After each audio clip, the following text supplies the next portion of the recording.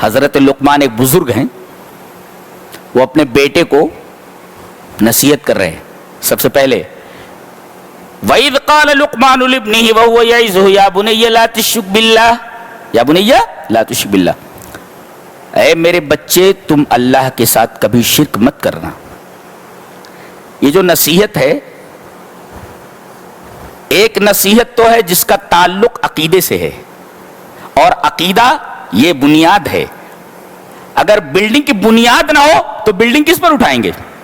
تو عقیدہ جو ہوتا ہے وہ بنیاد ہوتا ہے. تو سب سے پہلے انہوں نے عقیدہ بتایا ہے, اور عقیدے میں سب سے پہلے اس بات کا ذکر کیا کہ اللہ کے ساتھ کسی کو شریک مت کرنا, اور عقیدے کے بعد عمل آتا ہے, اور اس کے بعد اصلاح خلق آتا ہے. ارے بھائی, آدمی کا عقیدہ خود درست ہو گیا اور آدمی نے اپنا عمل درست کر لیا, اب چاہیے کہ دوسروں کے پاس بھی اس اچھی چیز کو پہنچائے, دوسرے لوگوں کی اصلاح کرے. تو ایک ہے اصلاح عقائد, اور ایک ہے اصلاح عمل, اور ایک ہے اصلاح خلق, تمام لوگوں کی اصلاح, اور ایک ہے آداب معاشرت, زندگی کیسے گزاری جائے. یہ 4 قسم کے نصائح ہیں اور 4 چیزوں سے متعلق ہیں. پہلے عقیدہ, اے میرے بچے اللہ کے ساتھ کسی کو شریک نہ کرنا, ماں باپ کے ساتھ اس نے سلوک کرنا. اس کے بعد اللہ تبارک و تعالیٰ کی قدرت کاملہ اور اس کا علم کامل بیان کیا جا رہا ہے. دیکھو کتنی عجیب بات ہے. دیکھو, یا بنی انہا ان تک مثقال حبۃ من خردل فتکن فی صخرۃ او فی السماوات او فی الارض یأتی بها اللہ ان اللہ لطیف خبیر. پہلے یہ کہا کہ شرک مت کرنا, اب بتا رہے ہیں کہ جس کے ساتھ شرک نہ کرنے کی بات کہہ رہا ہوں, جانتا ہے تو اس کا علم کیسا ہے اور اس کی قدرت کیسی ہے. کہا کہ اگر رائی کے دانے کے برابر کوئی چیز ہو, چٹان میں ہو, یعنی چٹان کا مطلب پتھر ہے, پتھر کے اندر ہو, او فی السماوات آسمان میں ہو, او فی الارض زمین کی تہوں میں ہو, تو یاتی بھی اللہ اس کو حاضر کرے گا لا کر کے. کسی چیز کو حاضر کرنے سے پہلے ضروری ہے کہ اس کا علم ہونا چاہیے نا, وہ چیز ہے کہاں. کہتے وہ چیز لے آؤ. ارے بھائی, وہ چیز لانے سے پہلے معلوم ہونا چاہیے وہ چیز رکھی کہاں ہے. اللہ نے فرمایا کہیں بھی چیز ہو, باریک سے باریک چیز ہو, دور دراز وہ ہو, یا اسی طریقے سے ہزاروں پردوں میں ہو, ہم اس کو لا حاضر کریں گے. اس کا مطلب یہ ہے کہ ہم جانتے ہیں وہ چیز کہاں ہے, یہ اللہ کا علم کامل ہے, اور ہم اس کو حاضر کر دیں گے, یہ اللہ کی قدرت کامل ہے. تو اللہ تبارک و تعالیٰ کی قدرت کامل اور اس کا علم کامل بیان کیا گیا. ہم اپنے بچوں کو سب کچھ سکھاتے ہیں, مگر یہی چیز نہیں سکھاتے کہ اللہ کیسا ہے.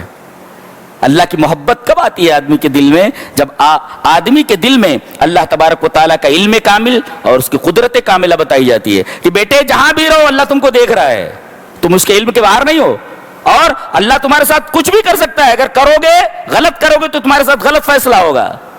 اگر اللہ کا علم کامل, اس کی قدرت کاملہ بیان کی جائے, ویسے ہی بچہ سدھر جائے گا. تو یہ تو عقیدہ ہوا. اس کے بعد اب عمل بیان کیا جا رہا ہے. یا بنی اقم الصلاۃ, اے میرے بچے نماز کو قائم کر. عقیدے کے بعد سب سے پہلے نماز, جی اللہ کی توحید کے بعد سب سے پہلے نماز.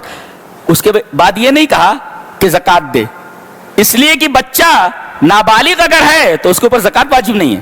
تو یہاں صرف نماز کے بارے میں آپ فرما رہے ہیں, یا بنی اقم الصلاۃ, نماز قائم کر.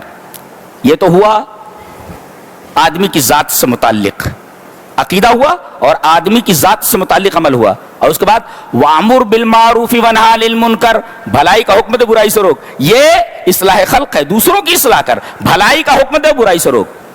اور فرمایا کہ اس معاملے میں تکلیفیں آنے والی ہیں, تو وَاصْبِرْ عَلَىٰ مَا أَصَابَكَ, تکلیف آئے تو صبر کر. اس کے بعد آداب معاشرت بیان کیا جا رہا ہے کہ جب تم کسی سے ملو تو گال مت پھلاؤ ایسے. وَلَا تُصَعِّرْ خَدَّكَ لِلنَّاسِ, یہ آداب معاشرت میں 4 چیزیں بتائی گئی. اپنے گال کو مت پھلا, گردن ٹیڑھی مت. اصل میں سعور کہتے, سعور, یہ ولا تصعیر یہ لفظ سعور سے بنا ہے, صاد عین رے. یہ اصل میں اونٹ کی گردن میں ایک بیماری ہو جاتی تھی, ایک گلٹی نکل آتی تھی, جس کی وجہ سے اونٹ کی گردن ایسے ٹیڑھی ہو جاتی تھی، وہ سیدھا نہیں کر پاتا تھا. اسی سے یہ لفظ ہے کہ جب لوگوں سے ملا تو ایسا گردن ٹیڑھی مت کرو، یہ لفظ استعمال کیا ہے. کیا ادب ہے، کیا لٹریچر ہے. دیکھو ولا تصعر خدک للناس، مس گال چیک، ولا تصعر خدک للناس، گال مت پھلا لوگوں سے ملتے وقت. ولا تمشي في الارض مرحا، زمین میں اکڑ کر نہ چل. 2 واقصد فی مشئک واغضض من صوتک، چال میں میانہ روی اختیار کر. یہ دیکھو بہت اچھی چیز ہے. جب چلو تو ہڑبڑ دوڑ بھاگ کرتے ہوئے مت چلو، اس لیے کہ دوڑ بھاگ یہ وقار کے خلاف ہے، اور اسلام یہ چاہتا ہے کہ میرا ماننے والا وقار کے ساتھ آئے. یہاں تک کہ آپ وضو کر رہے ہیں اور امام نماز پڑھا رہا ہے تو آپ نماز میں شامل ہونے کے لیے جلدی مت کیجیے، پورے سکینت اور وقار کے ساتھ نماز میں آئیے. جو ملے امام کے ساتھ وہ پڑھ لو، بقیہ پوری کر لو. یہاں بھی نماز کے اندر شامل ہونے کے لیے بھی سکینت اور وقار کو نہ چھوڑا جائے. تو نہ تیز دوڑو بلا ضرورت کہ یہ وقار کے خلاف ہے، اور نہ ایک دم دھیرے چلو کہ اس میں تصنع ہے، بناوٹ ہے. السلام علیکم، یہ بناوٹ ہے. یہ دھیرے دھیرے چل رہے. ایک آدمی دھیرے دھیرے چل رہا تھا تو حضرت عمر نے کہا انت مریض، بیمار ہے؟ بولے نہیں. پھر کہا کو دھیرے دھیرے چل رہا ہے؟ بولے ایسے تواضع کے طور پر. کہا کہ کھال ادھیڑ دوں گا، سیدھا چل. اسلام کو کمزور کر رہا ہے اس طرح دھیرے دھیرے چل کر کے اسلام کو کمزور کر رہا ہے. کھال ادھیڑ دوں گا، سیدھا چل. تو اگر زیادہ دوڑو گے تو یہ وقار کے خلاف ہے. دوڑنا بلا وجہ یہ وقار کے خلاف ہے، اور دھیرے بہت زیادہ چلنا یہ تصنع ہے، بناوٹ ہے، یہ بھی درست نہیں ہے. تو میانہ روی اختیار کیجیے، سکینت اور وقار کی چال چلیے. اس کے بعد کہا گیا کہ واغضض من صوتک، اپنی آواز پست میں رکھیے، یعنی آواز کو بلا ضرورت اونچی مت کیجیے. یہ بہت بڑی بلا ہم لوگوں کے سر پہ سوار ہے، آوازوں کا اونچا کرنا. جی کیوں؟ اس کی وجہ ہے اس لیے کہ کان کا تعلق دائر قلب سے ہے، دل سے ہے. اگر آدمی زیادہ تیز آوازیں سنتا ہے تو ڈائریکٹ اسے قلب کے اوپر اثر پڑتا ہے. اسی وجہ سے آگے جو مثال دی گئی ہے وہ گدھے کی مثال دی گئی ہے. ان انکر الاصوات لصوت الحمیر، سب سے بری آواز گدھے کی آواز ہے. کیوں؟ انسان زیادہ سے زیادہ 55 ڈیسیبل یا 56 ڈیسیبل سن سکتا ہے. یہ ڈی بی جو ہوتا ہے نا، یہ آواز کو ناپنے کا پیمانہ ہے. تو کان جو ہے یا قوت سماعت، انسان کی سننے کی قوت، یہ 55 یا 56 ڈیسیبل تک سن سکتی ہے. اور 80 ڈیسیبل اگر ہو جائے، 80 ڈیسیبل سے اوپر اگر ہو جائے تو یہ سماعت کے لیے نقصان دہ ہے، کان کے لیے نقصان دہ ہے. اور یہ جو فائر لگا رہے ہیں بچے اپنی اپنی گاڑیوں میں، جانتے ہیں یہ تقریباً یہ 160 ڈیسیبل ہوتا ہے. یہ جو فائر کرتے ہیں یہ تقریباً 160 ڈیسیبل ہوتا ہے. اور گدھے کی آواز 100 ڈیسیبل سے زیادہ اوپر کی ہوتی. اب جب آدمی کی قوت سماعت 55 یا 56 ڈیسیبل ہی برداشت کر سکتی ہے اور گدھے کی آواز 100 ڈیسیبل سے زیادہ ہے تو سب سے مکروہ آواز تو اسی کی ہے. اس وجہ سے کہا گیا سب سے بری آواز گدھے کی آواز ہے. آپ یہ کہہ سکتے ہیں کہ بھئی موٹر سائیکل کی آواز تو گدھے کی آواز سے زیادہ ہوتی ہے. موٹر سائیکل کی آواز میں ایک ردم ہوتا ہے، جی وہ قابل قبول ہوتا ہے، لیکن گدھے کی آواز میں کوئی ردم نہیں ہوتا. اور یہ عجیب و غریب مخلوق ہے. جانتے ہیں کیوں اللہ نے اس کی مثال دی ہے؟ سائنس نے بڑی عجیب و غریب تحقیق کی ہے کہ گدھا ایسا ہے کہ جب وہ آواز نکالتا ہے تو اولہ زفیر و آخرہ شہیق.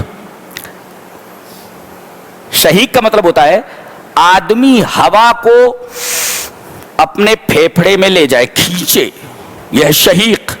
اور زفیر کا مطلب ہے کاربن ڈائی آکسائڈ کو اندر سے باہر پھینکے، یہ زفیر ہے. تو شہیق کا مطلب ہوتا ہے باہر سے ہوا کو پھیپھڑوں میں کھینچنا، اور زفیر ہے اندر سے ہوا کو باہر پھینکنا.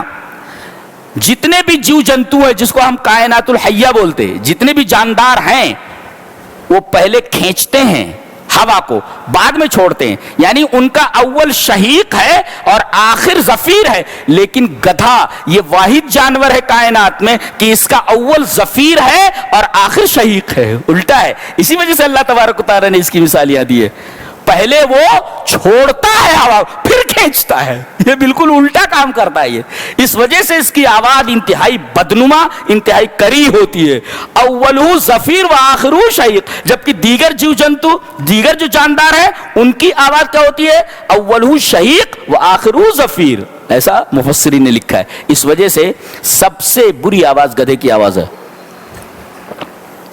اور 100 ڈیسیبل سے زیادہ ہوتی ہے. اور موٹر سائیکلوں کی آواز، یہ فائر جو لگاتے ہیں، یہ 160 ڈیسیبل سے بھی زیادہ ہے. اور کان، آدمی کی قوت سماعت کتنے ڈیسیبل آواز برداشت کر سکتی ہے، اور اس کے بعد کان کو نقصان پہنچتا ہے، قوت سماعت متاثر ہوتی ہے 55 یا 56 ڈیسیبل. جی